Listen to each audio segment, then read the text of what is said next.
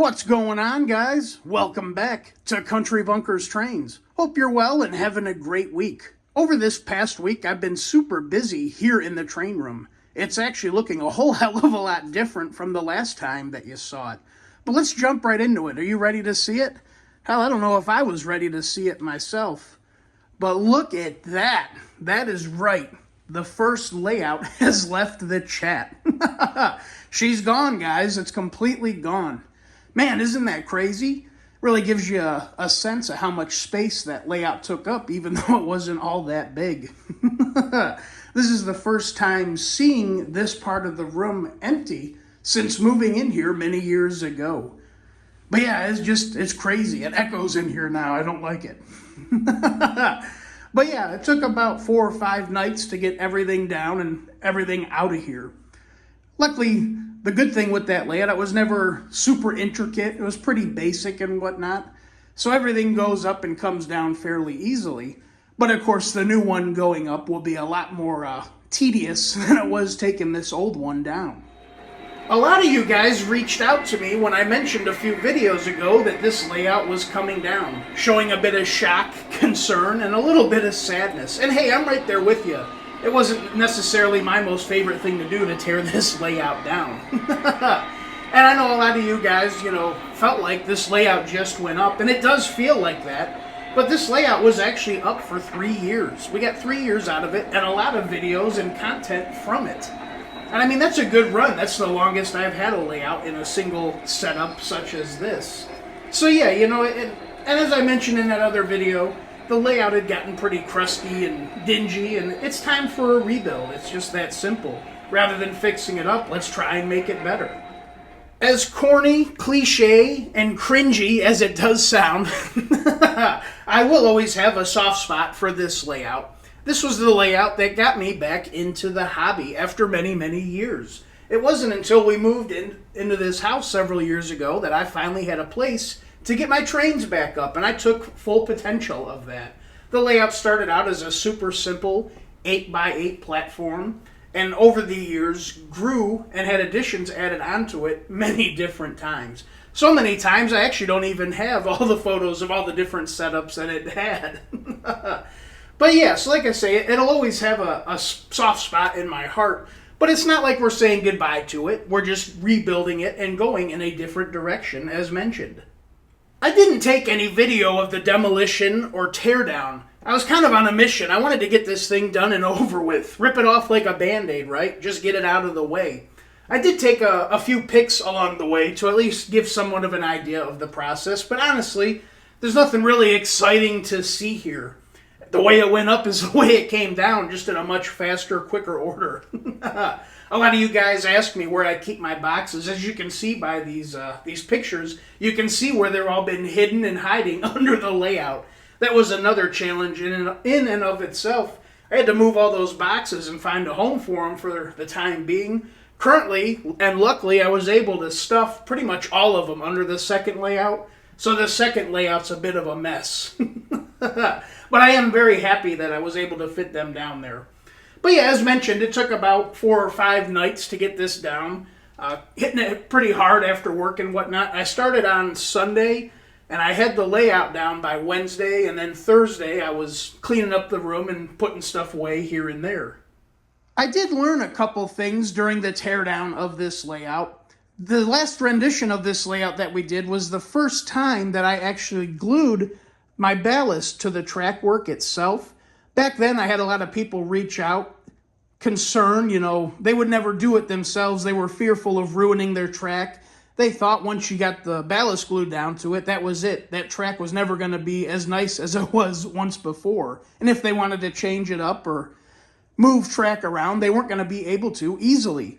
But you know what? It seems like we had the perfect concoction of glue that worked out really, really well. I mean, just check out the track that came off the layout. This stuff still looks brand new, like it never had ballast on it. I was quite impressed. What I ended up doing back then, and still do on this layout over here, I used Elmer's clear school glue as the main glue on the track itself. Not the normal white stuff, but the clear gel stuff. I'd brush that onto the roadbed or the track work, And then I would put the ballast down and go over that with that Woodland Scenic cement. And when it came time to rip it up this past week, what I found worked out the best, I've got this big flathead screwdriver. Now, I didn't want to scrape and scratch the roadbed for the track and gouge it all up. But what I ended up doing was using the rounded part of the shaft itself, kind of like a hard brush, if you will, and kind of went over the sides. And that knocked it right off, no questions asked. I was actually quite impressed with that. And as you can see by the track, it still looks perfect. It's ready to be reused once again. The other thing I learned is a little bit of a downer, to be honest, and that concerns our Big Red Bridge that we just did a video on a couple videos ago. I was hoping to reuse and repurpose parts of that bridge onto the new layout, but it's not looking too promising. It seems like over the past few years, those plastic bridge side plates from TW Trainworks, seems like they dried out and became quite brittle and fragile. I had a couple sections on two of the big sections of the bridge just easily break from me gently handling it, trying to take it off the layout. It didn't instill a lot of confidence in me. Now, obviously, I'm still going to try and reuse it as much as I can, if I can. But like I say, it just doesn't seem very promising. Hell, I don't know, even if I go to remove those plates, take the screws out, I don't know if they'll straighten back out. And if I do try to straighten them back out, they might just start breaking into a bunch of million different pieces. You know what I mean? So yeah, I don't know. And it does make sense after all. This is a sunroom here in Florida with the nice hot sun 24/7. Sure, we have trees in the backyard that offer a lot of shade, but we still get quite a bit of sun in here. So I'm sure that's what dried that plastic out. But we'll see what happens when the time comes trying to reutilize that. Enough with the doom and gloom, though. Let's move on with the good stuff. Onward with the new table that's going up, right? So, currently, the table that was taken down is disassembled into pieces in the garage out back. It's all out there. And I am planning on reusing all of the bench work once again. Now, as I mentioned in the last update video, or when we discussed doing this new layout, we're going to try and do an around-the-room type of layout rather than a big island-type layout taking up this whole space. I'm looking forward to that. We can get inside the layout and view it from pretty much any angle that we want rather than just standing right here looking at it in one spot. Now, I am planning on reusing all the framework. Because of all the different additions and add-ons that we did, we should have plenty of 2x4s to build the new framework. And I was planning on reutilizing the tabletop. I use 3/4-inch particle board for the tabletop itself. I was planning on reutilizing a lot of it, but as I mentioned earlier, that table's been through so many different iterations, additions, so on and so forth. It has a ton of holes drilled into it. I mean, tons and tons of holes for running wires to track work, buildings, accessories, so on and so forth. Now, I could fill all those holes, but that'd be a lot of filler. And the reason I'm doing that, normally we work with this grass mat. That's the first thing I put down. So that hides those holes usually, but I'm hoping to improve upon, once again, like I said earlier, rather than going with this grass mat, we're going to go with a more professional type route. And I'm planning on painting the tabletop rather than just going straight with the grass mat. So yeah, all those holes are going to have to get filled in, or I got to get new sheets. That'll be something, again, that I play with when the time comes. If you guys have been following along on the channel, I'm sure you'll know over the past few months I've been picking things up here and there to do this new layout. And one of the key items for that is the new track work. That's right, we are switching tracks. We're going with good old Atlas O. Man, I almost feel like this box is a second mortgage. This stuff is pricey, man.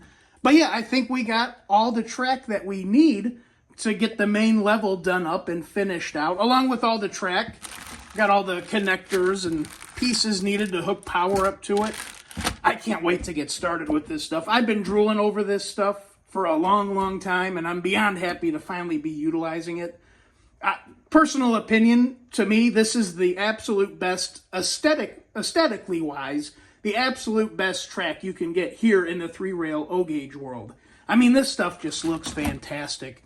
Whenever I mention track, I usually get a lot of guys who are always asking me, oh, well, you know, Gargraves, Ross, or this or that. And I'm not knocking any track system by any means, so don't take me the wrong way. But just personal preference, From looks, yeah, you can't beat this stuff in my opinion. For the new Atlas track, we of course do need a road bed for it, and I ended up going with the Woodland Scenic stuff. This came highly recommended from a few friends, and it's available at my local store, Roundhouse South Trains. So yeah, that's why I went with it. I've never worked with this stuff before. I'm quite intrigued and interested in trying it out. Hopefully it comes out as nice as I've been told. And also for the track, I am planning on weathering the rails. I picked up the Woodland Scenic's paint marker, this rusty brown.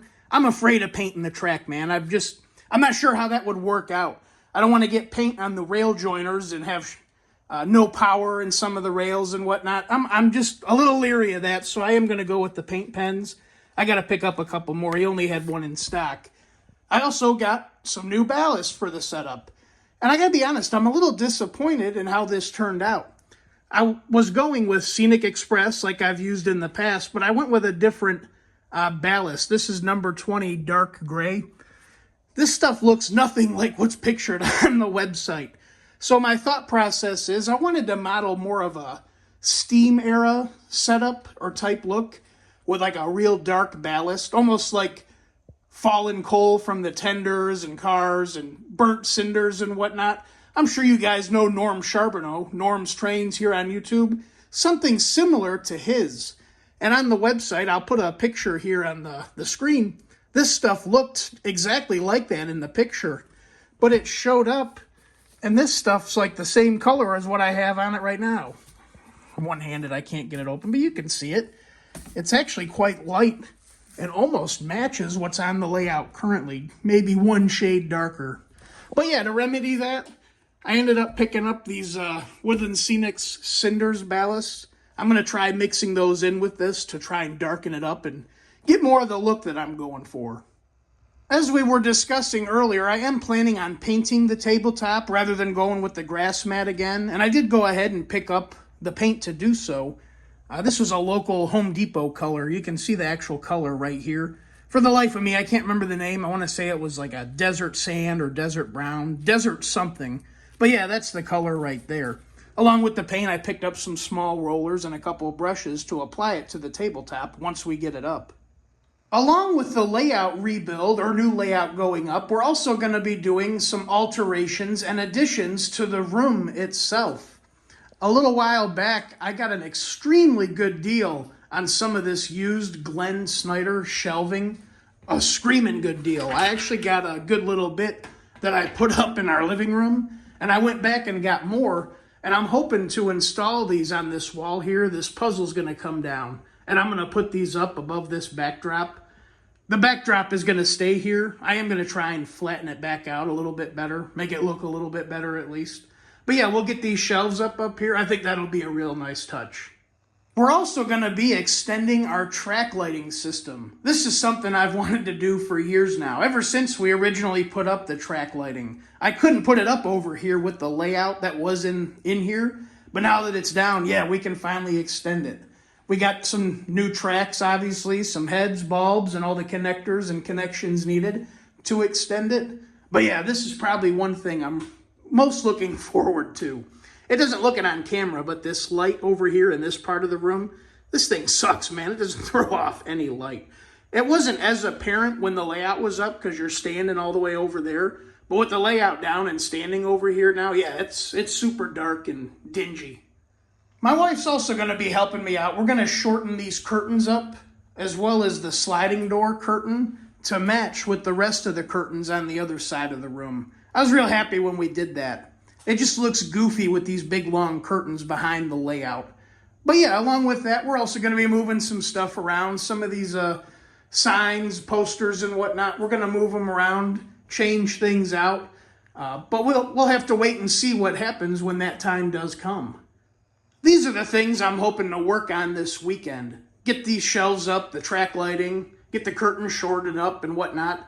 Get this room overall prepped for the new layout to go in. What do you guys think? Is there anything else you think we should do or add before the layout goes up? Now's the time to do it. Let me know what you think in the comments below. I also hope you guys are as excited about this new layout going up as I am. I love doing these layouts, man. It's a ton of fun. How could you not have fun? It's O-Gauge Trains. But anyway, I hope you enjoyed this video. If you did, please make sure to like, comment, and subscribe. You're definitely not going to want to miss out on what we got going up. But anyways, guys, as always, until next time, my name is Zach, and this is Country Bunkers Trains. Y'all take care. I'll see you the next go-around.